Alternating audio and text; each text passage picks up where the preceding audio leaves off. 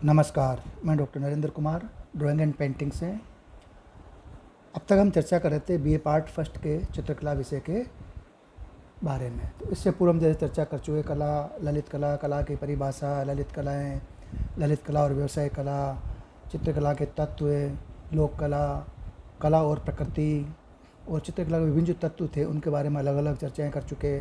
साथ ही लोक कला के बारे में चर्चा कर चुके और उसके बाद में जैसे इससे पूर्व चर्चा कर चुके कला और प्रकृति के बारे में। आज हम चर्चा करेंगे कि कला का शैक्षणिक महत्व, यानी कि कला का शिक्षा में क्या महत्व है, कला के शिक्षा के में मतलब जो कला का क्या महत्व, उसके बारे में आज हम चर्चा करेंगे। तो इसके अंदर से प्राचीन काल से आधुनिक वैज्ञानिक युग तक कला का महत्व निर्विवाद रूप से सत्य रहा है और कला मानव जीवन के हर क्षेत्र में रच बस गई है। आज कलाओं के द्वारा ही मनुष्य शांति व सुख का अनुभव करता है और उसकी सहायता से हम अपने जीवन को सजाते हैं, संवारते हैं और कलामय बनाते हैं। साथ ही कलाओं के साथ साथ सौंदर्य आवश्यक रूप से जुड़ा हुआ है और किसी अच्छी कलाकृति को देखते ही मनुष्य स्वतः ही भाव विभोर हो उठता है और उस कलाकृति के रसास्वादन में लीन हो जाता है। यह परमानंद की चरम स्थिति होती है, जहाँ मनुष्य अपने स्वयं को भूलकर केवल आनंद की अनुभूति में डूब जाता है।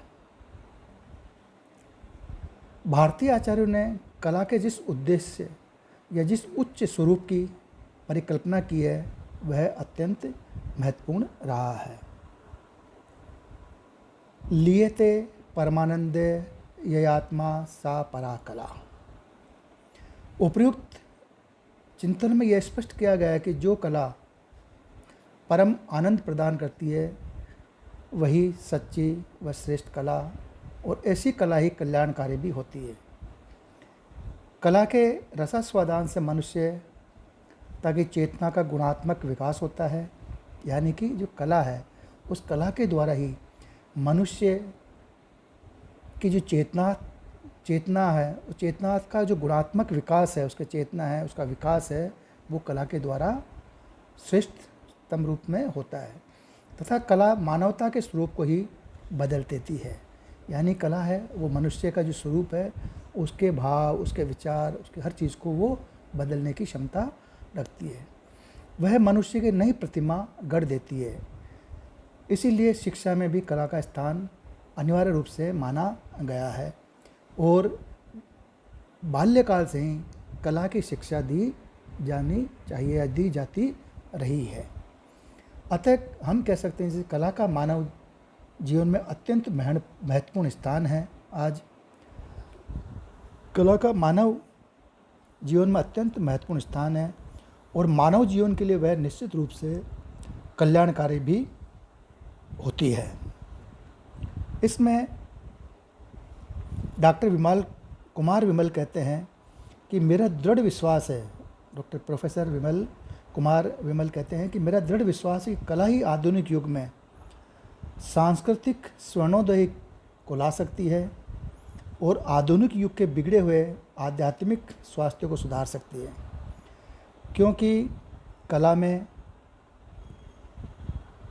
नैसर्गिक मांगलिक शक्ति रहती है जिससे मनुष्य का विकास होता है, उसकी आंतरिक चेतना जागृत होती है और उसे एक नई दिशा प्रदान करती है।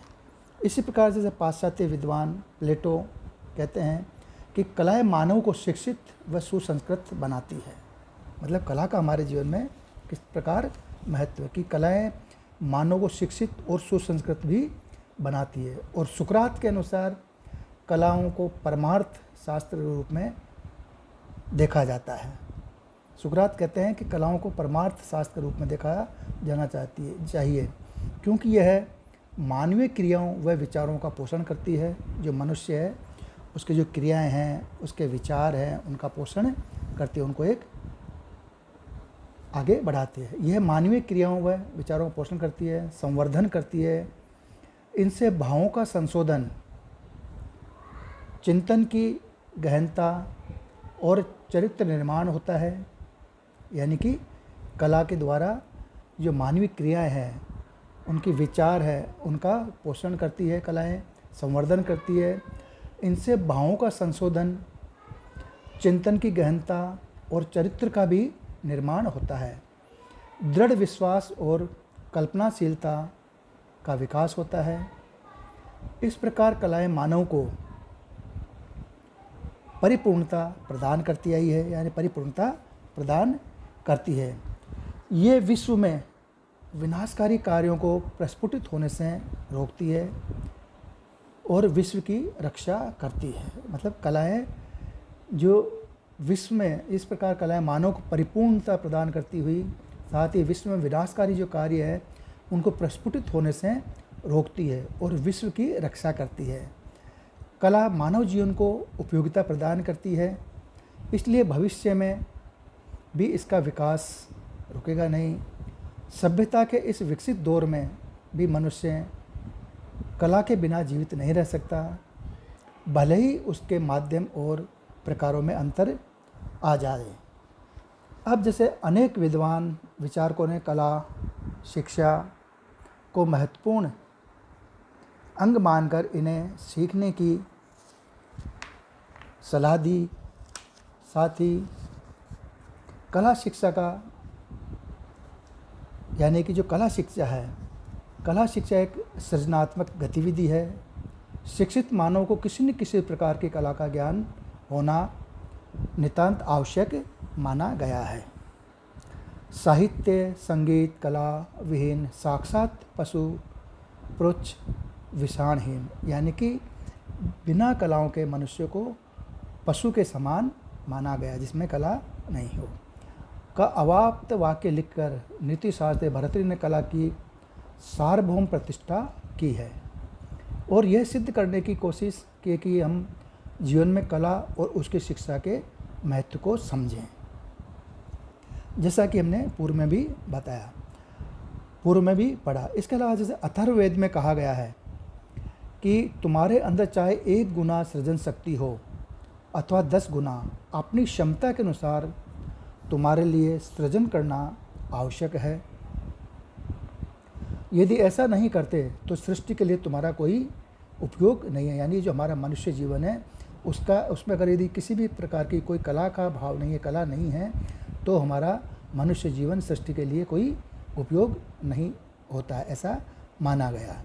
सृजन तुम्हारा धर्म है जिसका तुम्हें पालन करना चाहिए। यानी सृजनात्मक कार्य हमारा धर्म है। किसी भी कला के रूप में, किसी भी चीज़ में नए नए अन्वेषण, नए नए खोज, नए नए कार्य, ये चीज़ें हमें मनुष्य को करते रहना चाहिए। वस्तुतः सृजन धर्म कला ही है और कला शिक्षा में निखार लाती है। यानी कि वस्तुतः हम जैसे ये कहा गया कि सृजन धर्म, मतलब सृजन किस चीज़ का हो, सृजन धर्म कला ही है और कला कोई भी शिक्षा हो उस शिक्षा में निखार लाती है। कला शिक्षा जीवन में सौंदर्य उत्पन्न करती है। जिस प्रकार शिक्षा मनुष्य को सुसंस्कृत बनाकर उसके विचार तथा आचरण को शुद्ध बनाती है, उसी प्रकार कला भी उसे संस्कारित करके उसके अंदर दिशा बोध जगाती है, सौंदर्यात्मक अभिव्यक्ति जगाती है, उसकी सात्विक प्रवृत्तियों को विकसित करती है। यानी मनुष्य के अंदर जो आत्मिकता है, सात्विक है प्रवृत्तियाँ हैं, उनको वो जागृत करती है, उनको विकसित करती है। अनेक बार शिक्षा प्राप्त करते हुए, जैसे हम कई बार शिक्षा का कार्य करते हैं, अनेक बार शिक्षा प्राप्त करते समय नीरसता का अनुभव करते हैं, क्योंकि ज्ञान की सभी शाखाएं सरस नहीं हैं। यदि हम उनमें कला का प्रवेश कर लेते हैं, यानी उनके साथ में हम कला को साथ में जोड़ देते हैं, तो उसमें सरसता आ जाती है और हम मनोरंजन के साथ साथ ज्ञानार्जन भी करने लगते हैं। यानी कि हम कोई भी शिक्षा ग्रहण करते हैं किसी भी तरह से, जैसे कि सभी शिक्षाओं में, जैसे मान लो विज्ञान की है, विज्ञान के अनेक ऐसे हैं जिनके अंदर वो खाली उसी में रहते हैं, और अगर उसके साथ में जैसे कलात्मक कोई चीज़ चलती है, संगीत है या और जो भी चीज़ है, उनको साथ में और जोड़ देते हैं, तो वह जो कला है, वह जो भी विज्ञान है, वो जो शिक्षा है, वो आसानी से हमें ग्रहण होने लगती है। उसके साथ साथ में मनोरंजन और आनंद के साथ में उस चीज़ को हम ग्रहण करने लगते हैं। शिक्षा का उद्देश्य मनुष्य को कल्पनाशील और विचारशील बनाना। यहाँ कह सकते हैं जैसे कोई भी शिक्षा है या कला शिक्षा का उद्देश्य है कि मनुष्य को कल्पनाशील और विचारशील बनाना, ताकि वह अपने अंदर ज्ञान को समाहित करके मानव के लिए समृद्धि और प्रगति के कार्य कर सके। उसके अंदर चिंतन मनन और चयन आदि की क्षमता जागृत हो।